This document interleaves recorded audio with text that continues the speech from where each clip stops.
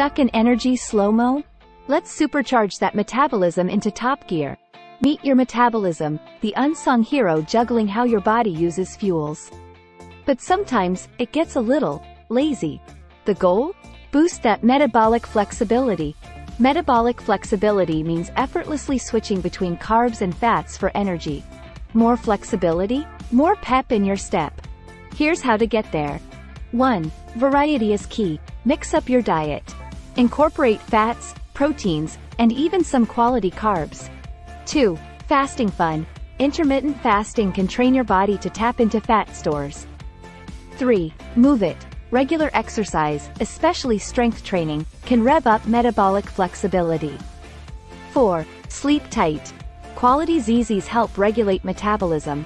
So, tuck in early. 5. Stress less. Chronic stress can hinder metabolic flexibility. Deep breaths, anyone? Ready to unlock a more energetic, vibrant you? Click the link in the description to dive deeper into metabolic magic.